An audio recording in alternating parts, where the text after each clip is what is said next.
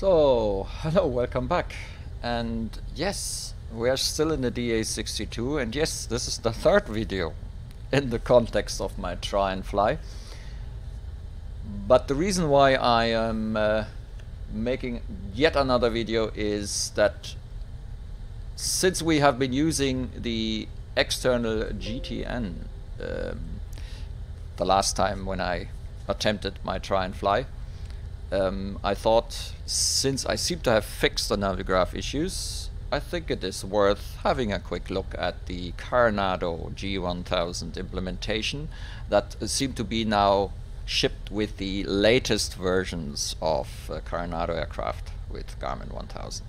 Okay, what I mentioned in my previous video in the Try&Fly, in the actual Try&Fly, is that PFD and MFD, yeah, they are basically made by Carenado. Not sure how much of the existing things in prepared they're using, and there is actually integration with some external provider, some company that has this what was it called? I forgot already. Anyway, you can get some 3D displays put in here. That costs money. You have to buy this as an add-on, and there's a caveat here, because it seems that this is a subscription, and this subscription runs a limited time when you buy it, and after that I have no clear idea if you still need to buy a quite expensive subscription and with a company that runs the 3D stuff, or if you can use it but your data will be outdated or something like that. It didn't really come clear to me. It's just to remind you. So this is rather a new generation of Garmin, I think, and therefore because I never really had much fun with the Garmin 1000 implementations, therefore we are going to attempt now to put in the flight plan as I had wanted to do it in the Try&Fly, and see if we succeed. Now this is the starting screen. When you power up the avionics bus, you have to press here. And yeah, I don't know whether I should or should not do this now, but checklists used to be a real pain in the underside, because usually, for example, the DA-62, which is I think it was made by Alabeo, and I still have it. It's available for version 4 as well, because that's one of the things with Carenado. They have made all the aircraft, apart from very, very, very old ones, they've made them all available on V4 without you having to pay for it, unlike other add-on makers. So the DA-42 used to have the Garmin. When you went into the checklist, that was basically it. The Garmin 1000 crashed, the MFD, and I couldn't use it after that. Nothing worked after that. So I never used it since then. Should I or should I not? How did that work? So select checklist, select group. Okay, so let's see what normal checklists. Is that enter? Yeah. So now check before engine start. Yep, we're in there. Engines outlanding. No, actually that's not what I wanted to do. Let's quickly go and select the engine outlanding. Oh, we are in the emergency procedure. So I managed to switch again. Don't know how I did it, but I did. Let me see. So let's go here. Let's go back to normal procedures. Enter. Enter. There we go. And it looks like we are fine. So how do I move on? I can't. Okay. Enter. Aha. So when you press enter, you can actually tick your boxes. Things go green. Finally, the bloomin' checklists don't crash, which means they are actually now becoming useful. That's good to know. Just wanted to give this first little sanity check. I'm quite happy. By the way, in the virtual cockpit, depending a little bit also on your brightness settings and your bloom bloom settings in the lighting section of the prepared settings. This can be, yeah, it can be a little bit, it can get less readable. Okay, so you need to play with your light settings a bit if that is really kind of blurry or so. I've tuned down the bloom, like you may have seen it in my Try&Fly here of the DA-62. I've brought down the bloom to the 0 because it can affect the clarity here of the writing. It still looks a little bit, compared to this, okay, it gets quite dark when you have the 2D window out there, but I think with these settings it is actually quite usable. It's okay, it's fine. Right, now let's try. So flight plan. I go to flight plan, and we are in Echo Delta November Yankee, Friedrichshafen, and that would be the first thing I would enter now normally. Now, if everything works, if I turn the small wheel, and then see, if you keep turning the small wheel, why am I vibrating? Okay, no reason why we're vibrating, it's just the engines. Echo.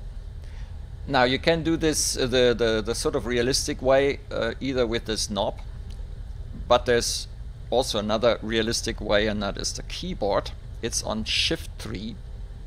It's a 2D pop-up window. You could also move down here, but and open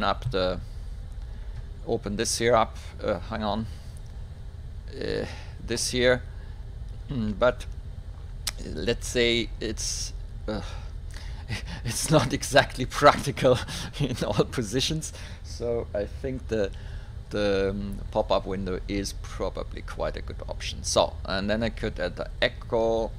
No, that was actually wrong. So I do backspace, Delta, November, Yankee. And isn't it great when things work? It's so much less frustrating when things just simply work. Okay, now we have our departure airport in there. What we can do now is we can go into the proc procedure page, and again we can use the knobs to, by the way, they work the same way here. It's just that you cannot see exactly where the outer and the inner ring is. That is a little bit difficult in the 2D section. Okay, at least here you can see which ring you use. Select departure, enter, and now you can go through the available departures, and the one that I am looking for is the, I think it's the west, right? Because we are taking off towards the west, runway 24. There's no transition. Mokop is the last waypoint. I say enter. Enter. Load. Enter. And in it is. Okay, very nice. Well, this is looking actually rather good. So, Mokop is now the end of our departure. And the last time what I did is I actually used directly the landing, the arrival. I didn't put any more waypoints in between, and we can try and do the same thing. But normally what you would do now is you would go to the flight plan, and yeah, I see. You see, this is sometimes I'm still a little bit confused, because what it did now is it put an additional waypoint, EDNY, here at the end, which is currently okay, but it put the departure before my entry of the EDNY. And you need to be careful, because sometimes you get in between waypoints like the airport, and that might mess up your routing ever so slightly. That happened to me in the GTN 750 as well. So it's okay. I leave it there for the moment, and now I'm going to select with the proc page. I'm going to select the arrival. No, the approach. I think it was. We went directly the approach. So it's Echo Delta November Yankee. This we need to change because we want to use the ILS24, and see here we use transition MOCOP. So that from MOCOP we're going to be routed in order to get ready for the ILS approach. That's what we did also in the Try&Fly. So I say enter, and I say load, not yet activate. Okay. So when we look at that, you can see now how this works. We are taking off, heading to 4, then we fly to MOCOP, and then we at least in theory we continue flying then in this direction. Why do we have 2 MOCOPs? That can't be. Yeah, right. I knew that it wouldn't be that easy. How could I think that it could be that easy? No, that can't be right. Huh.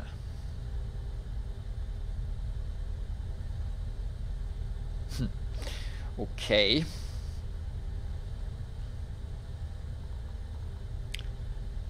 And we have already, as you can see, EDDM is already activated. So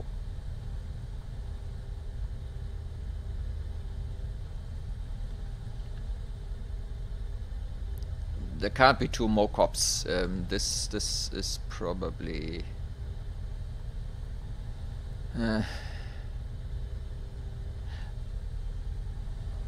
yeah, CI24.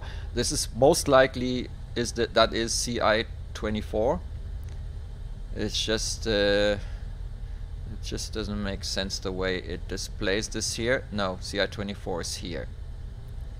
But I'm pretty sure there are now 2 MOCOPs. So this could be a little bit of a problem with the database. Well, activate leg. Okay. By the way, what you need to do, you need to make sure that you're not running an active leg somewhere down the flight plan. Okay, because that wouldn't work. Because it had activated now EDDM. So I'm activating this initial waypoint now, making sure that the arrow here, the magenta arrow, is pointing to my first waypoint I'm intending to fly to. I think we were going to leave it like this. I'm not going to do the whole flight for you. I just want to show you that basically, principally now, you can enter things via the keyboard. You can use all the keys either from the 2D keyboard window, okay, or you make the classic use of the little knobs here. It roughly works.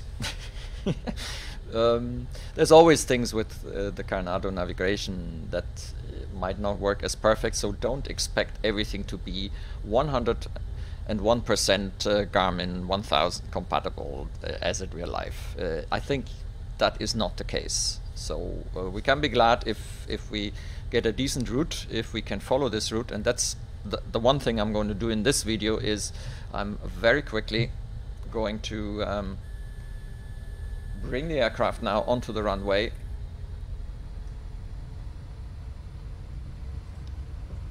So I'm turning this off. I'm going to switch or make sure that the CDI is, yes, the CDI is on FMS. It's magenta. So that's what we want. Let's put on all these lights. No, maybe not the taxi light. So, and I'm going to check that the flight director is on.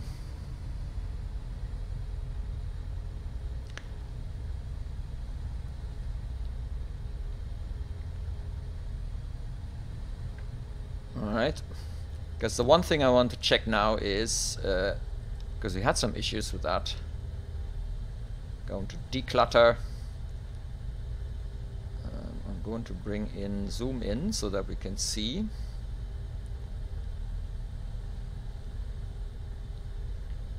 Alright, And okay, so that didn't work before because we had no flight plan it could follow. Therefore, it would not allow us to set up the GPS, pressing the nav button on the autopilot. At the moment, the autopilot isn't on yet, okay? So I just activated the mode to see, and I was able now to activate it immediately. That didn't work the last time round.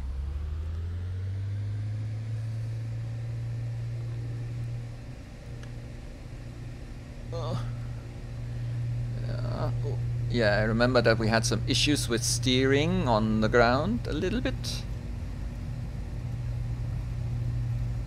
I still need to do some adjustments here on the, and I think we are able to lift off. For some reason we are not lifting off. Why am I not lifting off? I think I have a problem with my, yeah, it looks like I have a problem here. Something is wrong. I hope the autopilot hasn't. The autopilot has engaged. Why? Oh, when did that happen? Okay, that explains it. The autopilot was on. Not that I actively did that, but there you go. Anyway. So probably when I press the nav button, could that be? Yeah, yeah, great. You press the nav button and your autopilot turns on immediately. Okay, if you want. So nose up. I'm going to go vertical speed mode, nose up, and I think we can already see. I think we can already see that the autopilot is following the needle. And that's also something we did not have the last time. See that? Everything is aligned.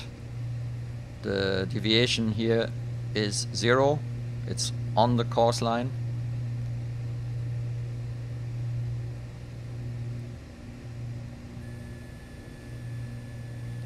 It's on the course line.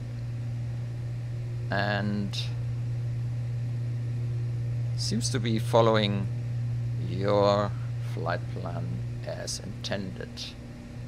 Now, I think this here is the go-around part, and I think this here is probably our, yeah, we will see, we'll see. We're climbing with 1,100 feet. It looks like it's a little bit challenged here, so I'm going to reduce the vertical speed. The flaps are in, the gears are in, so there's no reason why it should slow down further.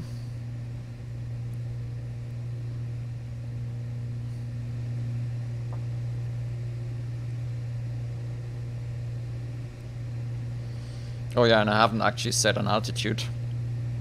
We should probably be doing that. So I'm going to stop at 5,000 feet.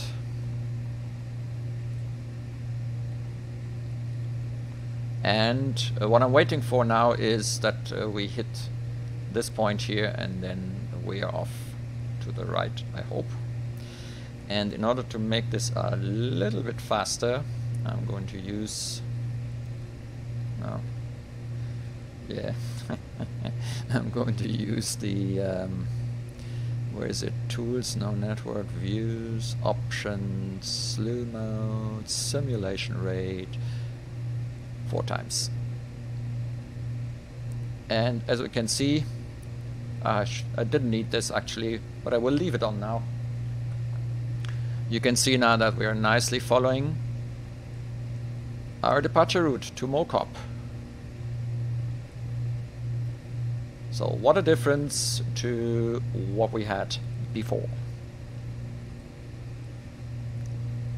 So I'm going to put the simulation rate back to normal, and I think that's also the end of the video, because that's all I wanted to show and prove, because when I have a try-and-fly that's failing rather catastrophically, like we did with this aircraft, it leaves a stale taste in your mouth, and I just didn't want to have it like this. And I also want to be fair, you know, so if I am able to fix it, and if it's then working as it should have worked from the beginning, obviously, then it's only fair to actually show you as well and make sure that you're aware of potential problems that could come if you're not overly lucky. But yeah, in this case it's something that can be fixed, and once it's fixed with the current generation of Carenado aircraft, it's actually quite nice. So I'm glad that I can now use the DA-62 the way it is intended, and make possibly the one or the other video with it. Okay, that's it. Hope that was helpful, and we will see you soon in the ATR, I'm pretty sure. Until then, bye bye.